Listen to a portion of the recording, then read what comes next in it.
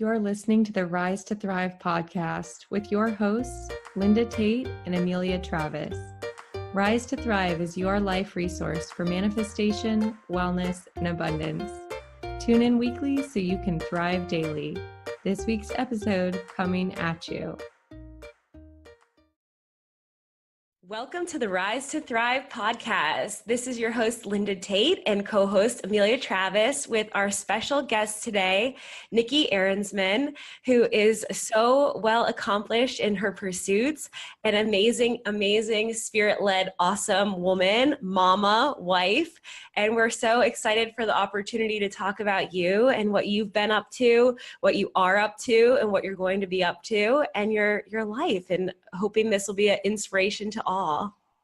Oh, thank you so much for having me. I am honored to be here, and I'm just really excited to dive in with you ladies. Thank you so much. So Nikki, we'd love to know a little bit about your background and how you got to where you are today. The short bio version. Yeah, the short Cliff Notes version. So my background, my deeper background is in product development. I've always had like this creative juice, I guess, flowing through me, and like my grandma's creative, my mom is, so I think it's just kind of in my blood. I went away to college, to University of Louisville, and go Cards. Yeah, go Cards. I cheered there for about a year and a half till I had an awesome art instructor who was like, you should really be doing something in art. I'm like, I'm not going to be a painter, so what am I going to do?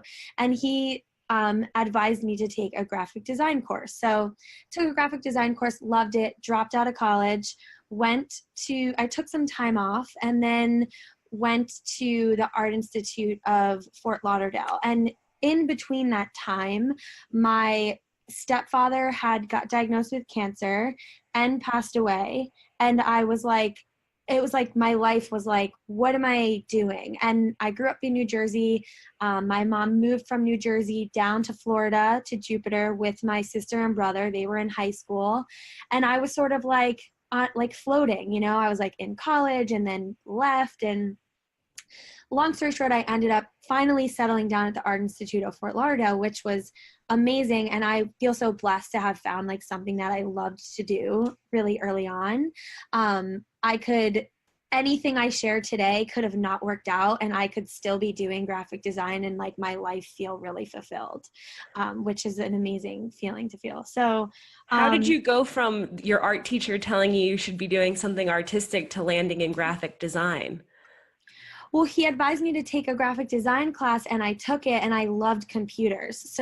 And I loved technology. So it was just like the click for me. It was like, oh, okay, this is how I can apply my creativity and my artisticness in a tangible, like what felt for me like a real world setting, just because I'm not a painter or an artist in another medium. Like this was my medium. I found it, and so yeah, I ended up getting into the graphic design program there. Graduated, got a job up in New York, moved back up north, worked in New York City for a couple years in product development. I worked in women's accessories, designing scarves, and then in children's sporting goods, doing licensing with like Marvel and Disney and some really amazing brands with that. And then I had an amazing boss, and she left to go work for Crayola.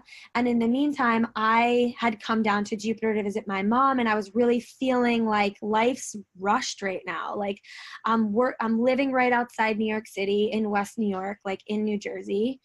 And I'm like bussing in every morning. I'm trekking like 30 freaking blocks. And then I'm like trying to make it to yoga, I was just like, something doesn't feel right. So I came down here, I had like a little bit of money saved up on vacation, I came on vacation, and I found Kula Yoga in Jupiter, Florida. And I'm like, this is it. Like, I'm just going to get my yoga teacher training and I'll like figure it out. So I like went back up north, had been dating this guy, like broke up with him, ended my lease early, like packed up my shit and my dog and like drove to Jupiter. And found an apartment, did my yoga teacher training, and like in that 4-month period, I was like, I really want nice yoga pants, and I don't have the money to like buy Lululemon and like all these like really fun brands, right? And so I literally bought a sewing machine at Walmart and like YouTubed how to sew leggings. I don't know why I did this, but I did. I like made a pattern and out of like taped together like newspaper pieces and like cut this pattern out. I think I might have cut up a pair of leggings I had to like figure out like, okay, what would this like even look like? And I went to Joann's and got like the only 2 stretchy materials they had there that were like not possibly not going to be see-through. And I like over the course of like a month, like made myself a pair of leggings. And I was like, cool. Like I made myself a pair of leggings and like, and that was it. Like I made a pair of leggings. And then, Did you wear them to yoga class? yeah, totally. Like I was in my teacher training at this time still. Like I had like no job. I was like living off of like a really tiny bit of savings. Like I'm talking like maybe $3,000.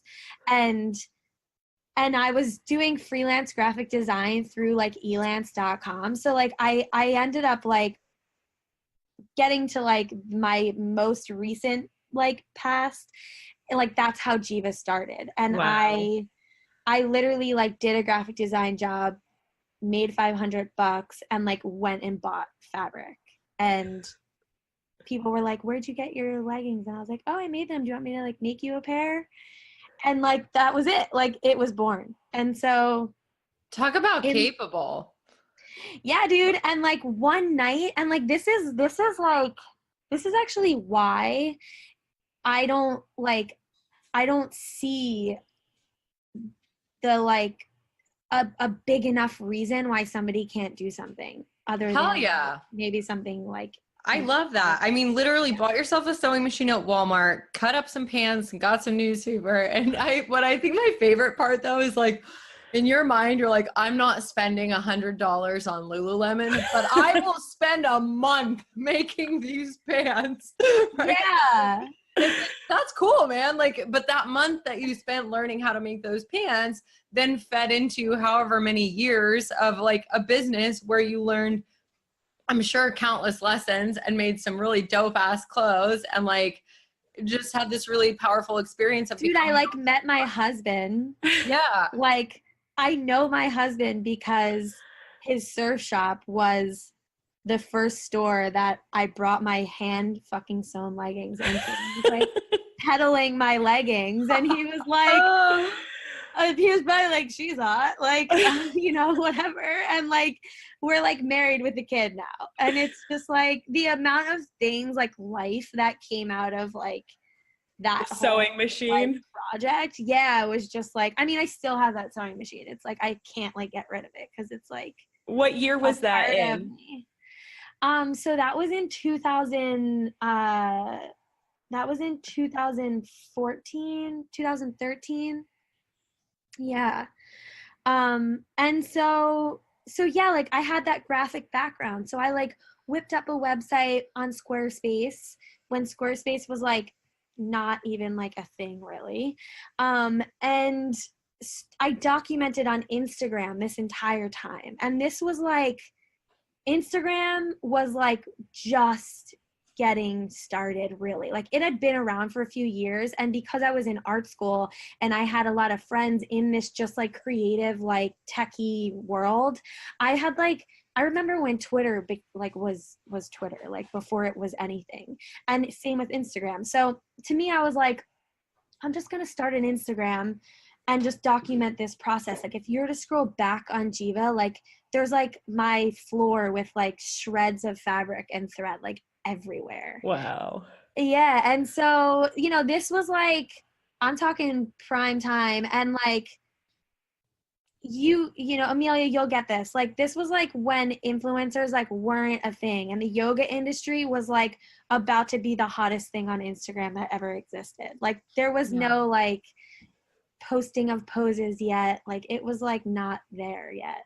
Yeah, it was definitely an interesting time. I would say that period of expansion of Instagram and specifically the Instagram yoga community was it's hugely formative in my own business too. I mean, that was like what drove 80% of my business during the like primary years of expansion until I built the search engine optimization, Google ranking and stuff to be gaining clients that way and word of mouth. And it is interesting to look back on, I think, especially now in your profession as a social media coach, because having the understanding of like what it used to be versus what it is now, and then having clients who are frustrated with what it is now and trying to figure out how to build a community or a following in that space. And they're like, I don't understand. How does this person have 1 million followers? And you're like, well, she was here in 2011. You know what I mean? Like, it was a different game back then. Like, you could hit the pop page and like, you could have 300,000 followers overnight, and it's just not the same animal. So I bet that's probably something that I know we're going to get into your expertise as a social media coach in a little bit, but like you really learned the ins and outs of that from the beginning, it sounds like. Yeah, there was a time where I could give somebody a pair of leggings for free, like Beach Yoga Girl, Carrie Verner or something like that, for free. And I'd sell out of them if she posted them on time. In like 20 minutes, they'd be gone. Like all 50 that I hand sewed, like, and my sister sewed alongside me, everything. And it was just like, it was funny to just the fact that like, that's just not the case anymore. And I will say that I do think tendencies on social media are going back to like a more like raw and humanness and like connection driven and intention driven on both perspective as a consumer and as a business or a brand, which is how a lot of it was in the beginning. There wasn't so much strategy to it. It was like, I'm just going to try this because this is new and we're all new here. You know what I mean? So yeah, it's totally shifted and changed, and it's been really interesting to watch that over the years. Would you say that the arc of like Jiva, because I don't actually know the evolution of like your decision, and maybe it's tied in with having a child, but like when you decided to let Jiva go or to move into the next stage of your life, was that correlated with the changes on social media? Was that a primary selling platform for you? And as that kind of plateaued or maybe even started to decline, it was like, oh, this isn't working the way it used to, and I need to do something else? Well, believe it or not, Jiva was like 80% of our business was done wholesale. So like direct to consumer through like social media was actually never our main source of revenue at all. So no, I actually wouldn't say that that was a reason why. So many things changed, and there were so many like, I didn't have a financial background and like a business background by any means. So a lot of it was, I didn't know how to manage multiple people on board and how to really build team at the time, and girl, you're speaking to my heart right now. I'm like, how do people do that? That shit's hard. Like, I don't know how to give shit up yet. Even still, like, I don't know how to, because to me, I'm like, I can just do it. And I know that's a really like amateur, like have air quotes going right now, like thing to say in the entrepreneur world, because it's very much like I should be working on my business, not in my business, and all of these different things. But owner versus operator. But I think that's actually such a common thing with brilliant entrepreneurial creatives. And I'm going to go ahead and toot my own horn and be like, that's me. I'm a brilliant entrepreneurial creative. But that sense of, you could say control, but you could also just say like desire and awareness of your own capability and your own efficiency, to where you're like, but I can just do it, and I can do it so much faster. And then it's like the process of like learning and teaching and training other people, that can feel overwhelming, and it can feel like other people aren't going to do it as good as you and all of that stuff. So I think that's a huge learning curve for a lot of entrepreneurs. And like, I think that is the pivot point, one that I haven't figured out quite how to do yet, but like but in growing and scaling a business is like, how do you let go of that control, and how do you like open up and trust other people to come in and love your baby, right? Because your business is always your baby, like love your baby the Yeah. same way that you do. And I don't know that all businesses are supposed to do that. Like, I think sometimes like we have that expectation or that perception, but like there can also be the lifespan of Jiva and what it was and what it taught you and how it led to what you're doing now, which is, I'm guessing, what you want to be doing and where you like, you look pretty happy. Yeah.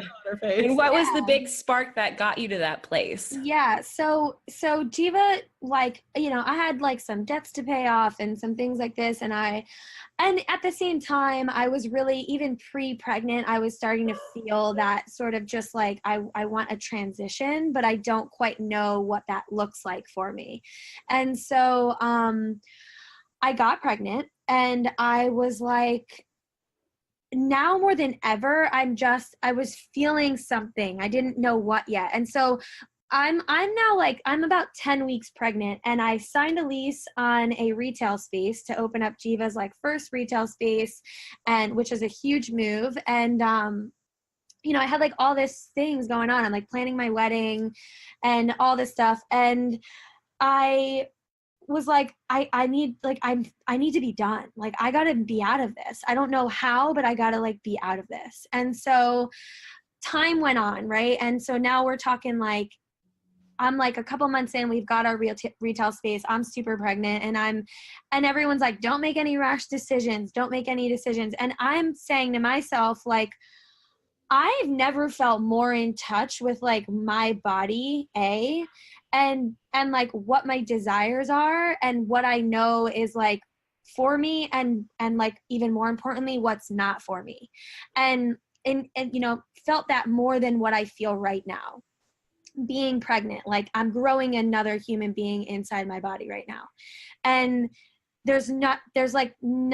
I haven't had a more humanizing experience than that yet. And so I started to put my feelers out, like whether I was going to get an investor to come in and take over and I could step down from like CEO and just be creative. I didn't want to be crunching numbers anymore. I was sick and tired of dealing with inventory, like, you know, a whole slew of things. And so through that whole like search and rescue process of the business, I ended up finding someone who was interested in buying it and keeping me and my sister on board to continue like doing creative stuff, which was a great opportunity. It offered us, I didn't make a ton of money off the sale of the business, but I was able to pay off any debts we had and kind of like move on and start new. And I didn't know I wanted to go into coaching or brand coaching or social media direction or anything like that. I just sort of like knew this wasn't for me anymore. And I trusted that like the universe is going to help me figure out what my next move is. And so we sold and I had the baby and, you know, my daughter Coral's 1.5 years now. I don't regret selling at all. I think it was a great, amazing decision for my own well-being. And I didn't stay on board with them for very long because I started doing coaching, and that would really fed me and like served me on such an amazing level that I was then like, okay, this is what I got to be doing. So if you had to take a rewind to 2 years ago and then look at today, I'd love to hear what used to get you up in the morning and what gets you up in the morning now. Yeah. So what used to get me up in the morning was like my work, you know what I mean? I knew what I had to do. I went to bed every night really satisfied. We had a thriving wholesale business. Like I loved my accounts and my customers. And well, now my daughter wakes me up every morning at 5:15. Literally. Literally. And now my daughter wakes me up literally at 5:15 a.m. So we're on the 5:15 train at the moment, which is things could be worse. But no, you know, besides her, who's my main like source of inspiration right now, I am woken up by the fact that I make choices out of freedom right now. Like, I'm not bound to like, I have to sell this inventory in order to move on to the next part of business. Like, I can't fucking create a new collection and manufacture it unless this one's sold. You know what I mean? Like, I'm not in that place of, I guess I would say the framework of my business is so loosely structured, and it's so dictated by where my passion takes me, or where when I'm listening to my audience and reacting to their needs, I can shift and change. Like, it sounds like you've moved into this space of like, I get to do this versus I have to do this. And like, that's something Linda's been like sharing with me lately that I'm totally marinating in, is like, man, I get to. How many things can we reframe in our life? Like, I get to do this instead of I have to do this. And then it becomes this really beautiful, like, experience of like, you know, even like, I get to work so I can pay bills, yes, but also so that I can serve these people, versus like you said, feeling trapped in the cycle of like, oh, I have to sell this before I can do this. Like, you're getting to follow the flow and follow your curiosity and follow your zone of genius and follow your desire, instead of it being dictated to you by the circumstances or it feeling that way. Which reminds me too of the, like, just in general of, you know, both and, or waiting until a certain thing lines up and being like, and then I get to, versus like stepping into it right now. Yeah. I mean, like, I talk with my clients about this all the time. It's like, and you know, my coach talks with me about this too. It's just, you're at this point and in this industry right now, like, building a digital business in like the service-based industry is like, you're just not married to fucking anything that you're doing in this very moment. You know, it's like, I can host a webinar next week or a masterclass or whatever, and like, I can do it again the next week, or I can, you know, or I can not do it and I can do it. Or not. Yeah. Or you can do something totally different. Yeah, it's just like there, like I said, it's just like the framework of what success looks and feels like where I'm at right now in life is just entirely dictated by the amount of work I want to do. And even like, even taking it a step deeper into like what I know I like deserve, and what I know I desire. Like, I no longer feel, and like, this is a work in progress for me, but like, I'm pretty strong about the fact that like, I don't have to work 20 times harder in order to make a bunch more money. Amen, girl, preach. Take us to church. Tell us more. Yeah, like, I don't feel that way anymore. And the truth is, and like, truly, I'm sorry to all you like product-based businesses out there, but the amount of work that you put in is pretty fucking dictated about how much money you're making. That's the truth. Like, I've been there, and I don't love working with product-based businesses anymore. And that's one of the reasons why. It's like, I know where the ceiling is at with that. I know at some point yes, you can totally be killing it. And there are ways. I shouldn't, that's not in a box. It's not an umbrella statement, because people are doing drop shipping and all these other ways where they're actually never having to touch inventory and manufacturing and all of this stuff. So there are ways to make it work, but those are really kind of like ways of building a digital business without actually building like a product-based business. But yeah, I just feel like I don't have to work 40, 60, more than that hours a week to make the amount of money that feels good to me. Mm-hmm. You could work 20. You know? Yeah. And some weeks it might be 5. And then there might be weeks where you're super excited about something and you're like, I get to, and I want to stay up until 11:30, which, you know, for a mama, that's late. And I bet a lot of this creative project, because I love it. And probably most of the time you're not ever clocking hours at all. It's just the flow of what life brings you. I have no idea how many. I know I work a certain amount of hours because I have my child watched a certain amount of hours, and I primarily work during that time. But yeah, I put in the late night hours, not every single night. It's actually like this year was like, I need to dial back the late nights, because this girl right here has no, I don't like, I love what I do. Like, I wish this feeling upon every person who's like building a business. I think having a little girl also was like, it sort of made the connection of like, what I loved was working with the women. Like, what I loved was empowering them. I loved them feeling confident and seeing them shine. And so how can I do that in a way that's in alignment with what I love to do, which I love, like, I love social media, and I love branding, and I love like the building of something, and like the creating, and like, yeah, the making the money part is awesome too, but like, it's the creation of the business that I loved. So yeah, I was just like, you know what, I really love like empowering and educating women. And if I can educate that, if I can empower them to like go out and create a life and a business that they love and make money and support their family, and like, then hell yeah, like that's what I want to do. And so I like slowly navigated into like coaching and consulting, like what I'm doing now. It took me like, oh, okay, I can do this. And like, I'm still figuring it out in so many ways, you know? And so, yeah, that was kind of like the mindset shift was more like, and I was also probably like, how can I get rid of of inventory? I'm like, not have to work with inventory anymore. Yes.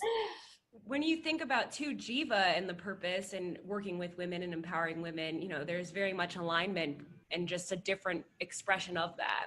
Right. And so that's kind of where like I teach my clients too. It's like you have a purpose, right? And then you have these passions. And for me, like, I found a passion in sewing and like in this product because of the season of life I was in. Like, you know, I wanted nice yoga clothes, and I was in my yoga teacher training. So it was just really fitting for my like season of life. And as that season changed, it's like my passion just shifted.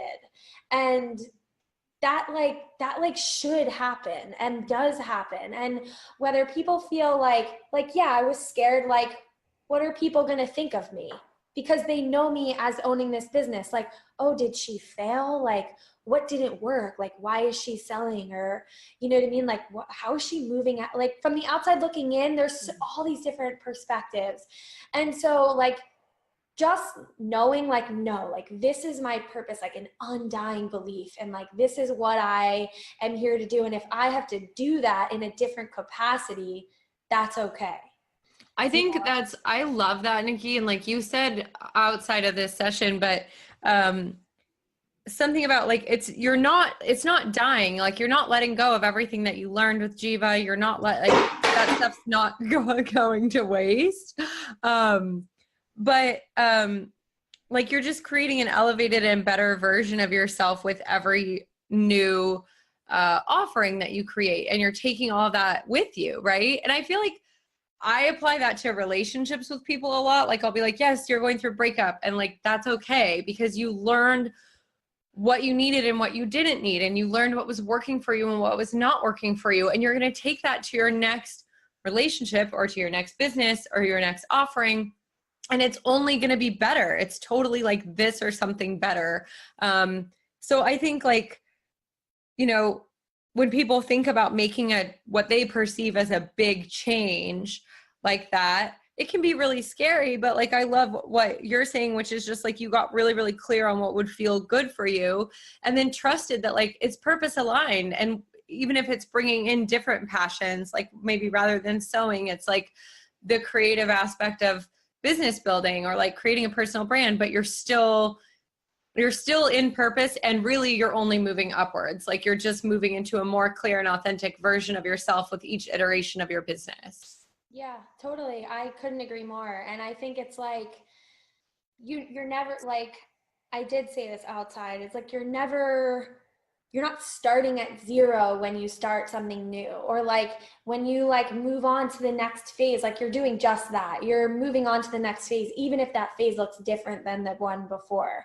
You know, it's still just you're showing up to that starting point with all this knowledge and education and experience that you've had in whatever that it was that you created beforehand. So you show up to the plate as an elevated version of what you were when you first started that original business. You know, it's like your toolbox just gets filled every time you like create something new and, you know, do something new. And so, yeah, I feel like when I became okay with that, you know, like, all right, actually when I'm starting this right now, like, because the thought of like being a coach and a consultant was like, what are my credentials for this? You know, so many people are like hooked on like, well, I don't have a degree or a certification. Like, no, but I have life. Like I created from $300 and built a multi-six-figure line in a digital world with like nothing other than that. I mean, that to me is like better than a piece of paper somebody could have given me. You know? You did the damn thing. Yeah. That's when people ask what my credential is. That's what I say. I say, I did the damn thing. I built the business.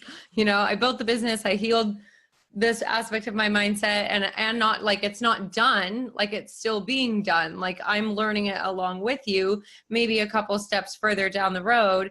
And with expertise being a spectrum, like we don't necessarily, it would be too big of a jump for me to maybe try to learn from someone who is running, you know, a multi-billion-dollar business. There'd be a lot of disparity there right now. It's like huge gap.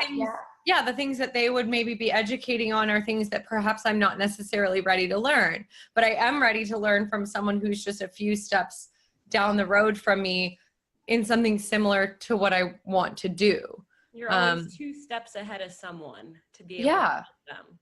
Yeah, and like 2 steps behind someone who you can look to for inspiration and guidance and knowledge. Yeah, and like the beautiful part of that too is that when people invest in you, like as a coach and as a guide, like they're getting the filtered version of who you're investing in.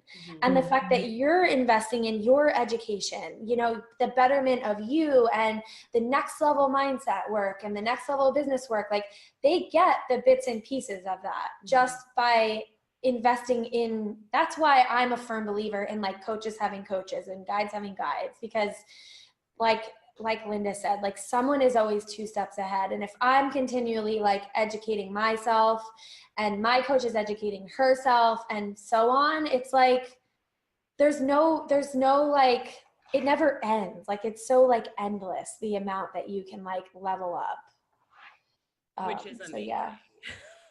So, yeah. She said, which is amazing. Yeah. So amazing. So I'm hearing like one of the things that's big for you in terms of like a tool that's in your toolkit that's maybe not necessarily just for branding, but like for overall brand empowerment. Like, and maybe before we even go there, I should ask you, like, if people don't know what a brand is, like what is a brand? Because I think a lot of times when I used to think of brand anyway, I'd be like, oh, a brand is like your logo and like your colors and maybe your like your tagline. Yeah. I feel like that's the beginning part, right? That's the foundational work of a brand. And that sort of ties into like, you know, like what's the energy behind your brand and, like, how do you want people to feel? And like, when they come land on your website, like, what are they going to see? And that's where like your colors and your fonts and all that comes into play. Because if you're a really feminine person and you work with feminine females or bringing out the femininity, like using those soft, nurturing, like woman-like colors, like the pinks and like the soft oranges and like lighter white colors and feminine fonts, like that's all a part of like the energy that somebody's going to get from like landing on your site without ever having to like speak with you, right? And so that's like the beginning parts of a brand. But then there's like the next level branding, which is actually so much more than like logos and fonts and colors. And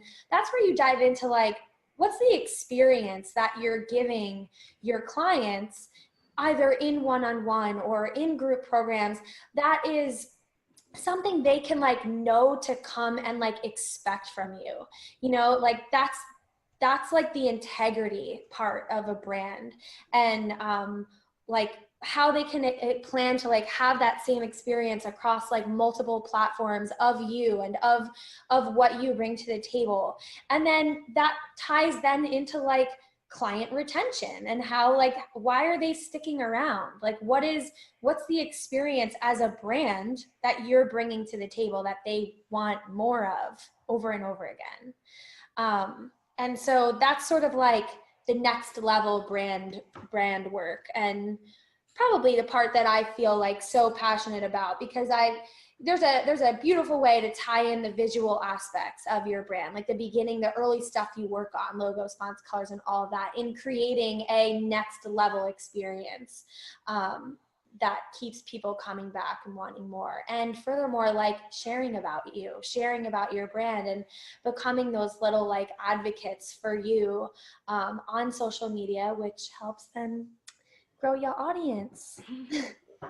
So you talked about the importance of education, like being willing to continually educate yourself, and kind of like the transmission of knowledge, you know, from student to teacher, coach to coach, guide to student, whatever, is being a really big part of like what has helped you cultivate success and also what you're teaching others. And then thinking about the experience that people are going to have with you, like what are they going to feel? I resonate with that a lot because, you know, one of the things that people tell me most often is that, and it's not something that I do on purpose, but they say like, I just really connect with you because you're so vulnerable. Like you're just so, you know, authentic and vulnerable. And that used to kind of make me feel weird because I'm like, you know, I show up and I tell the truth. And I think that people need more of that. And sometimes I wonder if it's like oversharing, but I think that we're all experiencing pain and suffering. And so part of the experience that people have come to expect from me, both in social media and in person, is like going deep really quick. You know what I mean? Like there's not a lot of like small talk. And I've realized over the years that like, I love, as you were talking about purpose, because that going deep with people into the stuff that really matters is very much like what my purpose is. And it doesn't matter if I'm doing it on Instagram or if I'm doing it at a women's retreat or if I'm doing it in online coaching or if I'm doing it in speaking for, you know, an event. But like the experience that people are going to be having with me is the same. And I think that's a really cool tool to be providing to our listeners who are thinking about brand building. Like, how do you want people to feel? What's the energy of your brand? And then what's the experience that people will consistently have with you? Like Linda, like the experience that I consistently have with you is so fun. Like we have so much fun. And I don't know if you know that that's like your brand is like Linda's brand is fun. I might have heard that once or twice. Yeah. So I heard education and then the experience that you're cultivating and then being willing to share yourself is like a big thing. People, that's really, really hard for a lot of people. So like, what are some tips that you have around like getting more comfortable sharing yourself in the digital space? Like, especially people are resistant to social media. Like, should they blog instead? Should they pick YouTube or Pinterest or Instagram or Facebook, or like pick one and just do the one that they like? Or like, how do they get over resistance to showing up and sharing? Yeah. Well, I feel like picking first of all, there's like, you know, there's like Pinterest, there's like Instagram, there's stories, there's live sessions, there's Facebook groups, there's like just so much of it that in of itself is like a real confidence buster, because you're just like halving it on all these different ways and really not showing up as like the best you. And so, you know, specific to like, let's just say like video, you know what I mean? Like going live. For a lot of people, it's a lot harder for them to show up live because that's a real, there's no, like, they feel like there's no room for error, even though like there is, because nobody cares. But like, it's easier to write a caption, let's just say, than it is to like show up live and share that same story you might have shared on a caption. So one thing that I tell people, and this might seem like really, that's it, is like, if you are feeling less than amazing going live and not confident in showing up to like talk about a topic and be yourself, it's like set yourself up to feel your best. So if that means like blow your hair out, or, you know, put on some makeup, or wear an outfit that you generally feel really good in, you know, set yourself up for success in that way, to just, at the very least, like, we all have something that makes us feel great, that we like, that one thing that we wear that feels good, or I know if my hair's done this way, like, I feel my best, right? So specific to video, like, set yourself up to like feel the way that you want to feel, to just to start out, so that you can get comfortable like being there, you know what I mean? And seeing yourself in that role that you normally don't see. And then another thing is to navigate into that easily, like, talk about something that you feel really educated on, that you feel comfortable talking about. And then I guarantee you, like, when you're there, it's so much easier to like, to go deep faster when you're in conversation than it is just like talking to a wall, you know what I mean? Or like, furthermore, talking to yourself in your own head, and then talking yourself down from even going live at all. And you just never do it. Like, that's when that like progress paralysis just sets in. So to me, it's like, set yourself up to feel good, like, know what it is that you want to talk about. And then go in with an open mind, that if things do go deep and you do get vulnerable, know and trust that like somebody on the other side of that is just like waiting for you to show up in that capacity, for you to like hold space for them, for you to be themselves, so that they know they're not the only one who's feeling whatever way it is that you're feeling. And I've never shown up live or done a video or shared myself in a story and exposed a part of me that wasn't my favorite part, you know, or felt a way that I was feeling, and had somebody like shun me for it or tell me I was crazy, you know. And 9 times out of 10, it's like, oh girl, I know, I'm there with you, or thank you so much for sharing this, I've been feeling the same way. And Nikki, how would you translate showing up confidently in that way, whether video or social media, to then selling confidently? Well, I feel like they're kind of like, there's the building the confidence part, which is like knowing your services, right? And knowing what it is that you have to offer, and how, when you are communicating with somebody and they're sharing with you where they're at, how you're going to place them into whatever service or offering that you have. And if that means like you hopping on a call with somebody and having your website and your services open in front of you, so that you can literally read whatever they are and not have to like memorize them and say, oh, okay, cool. Like, we're in our zone of genius a lot of times when we're like creating services and offerings, or laying them out there on our website, and we're writing copy. But when I'm on a strategy call with somebody, I don't always like have all of that like stiffy stuff on the top of my head. So sometimes I literally will just like open up my own website and like look at what I have to offer and be like, okay, yeah, you know what? Actually, that you would work best in this scenario. And then you go in like you're having a more elevated, confident conversation with somebody in that way. And then the next thing with selling too is like your pricing being in alignment with the service that you're offering, and then also being in alignment with like you and the energy behind whatever it is that you're bringing to the table.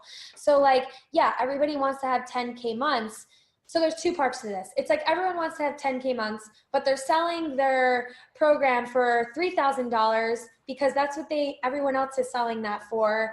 And so, you know, $2,789 seems like a good number when energetically they're more at like the $1,500 price point, let's just say. So to some people, it's like, that's a lot less money, but like you may sell 10 times the enrollments into that program at a lower price point, because that's what you're more energetically connected to than selling 4 people in for $3,000.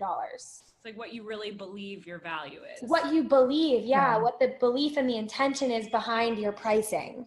And I think you want to be able to deliver it in a way that feels like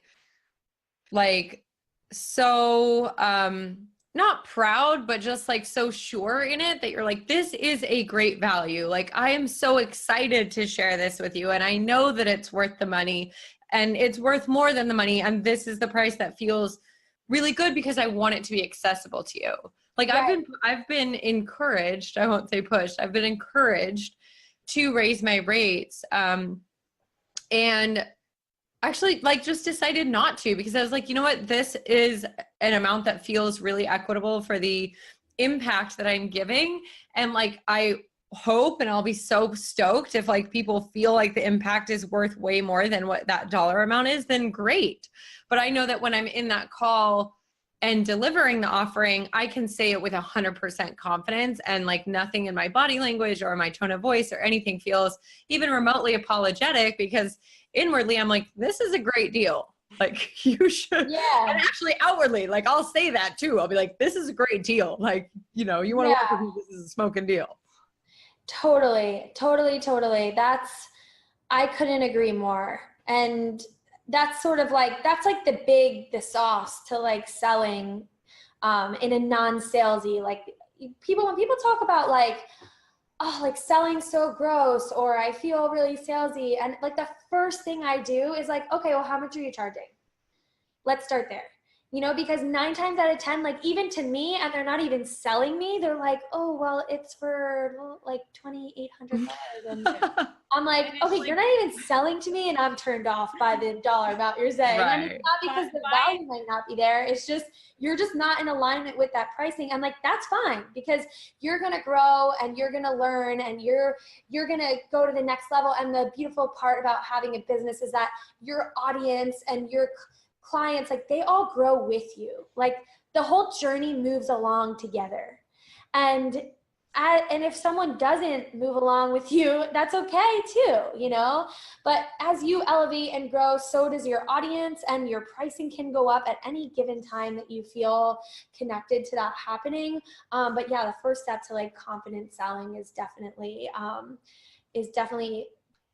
being like knowing your stuff, knowing your services, placing people properly into offerings, and having those offerings be priced in a way that like serves you and serves them. Nikki, speaking of offering, you have an exciting offering coming up. Would you be welcome to sharing that with our listeners? Yes, absolutely. So I have a 12-week group program, which is live. It's called Brand Empowered. It starts April 15th. We'll close the cart a couple days before, but it's open now. And this is sort of like a 2.0 business, brand, and social media strategy course. So, you know, if you are ready to kind of like become a leader in your market, grow your audience, convert more followers into actual paying clients, whether you want to expand on your services, start a group program. Yes, we'll get clear on the branding. We'll get clear on your strategy. And overall, it's like a lot of accountability and connection, weekly live calls where you get that one-on-one coaching. And to me, that's just like the most powerful setting I've experienced to foster like growth and expansion in my own business. And so recreating that experience for other women is something I feel incredibly passionate about, and I've done multiple times, and the outcome for these women is just, I have like no words half the time. I'm always just like, I leave them like, that was cloud 9. I'm so grateful.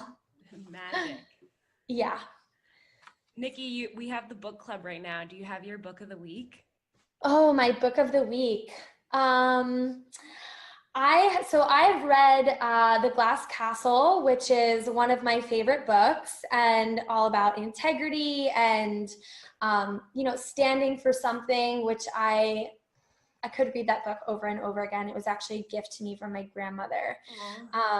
Yeah, and then I love Jen Sincero's You Are a Badass at Making Money, which is a good just business quick read on money mindset, and another good one around like pricing in alignment and opening up to abundance, which is an awesome place to be. Those are two of my fave books as well. So we'll link those in the show notes for you guys. Also, we'll drop some links to Nikki's website and her social. If you guys want to connect with her further, I highly recommend it. You can find her on Instagram at Nikki Arensman, right? Just your name? Yep. And we'll drop a link to it in the show notes so you guys can connect with her. And is that your website too? Yep, NikkiArensman.com. Nice. So if you guys want to check out Brand Empowered and, get ready to really level up your business and your brand, go ahead and check that out. Nikki, thank you so much for taking the time with us today. We just love you and we appreciate you. And it's always so fun to be with you and to hang out here. So definitely connect with her on social, you guys.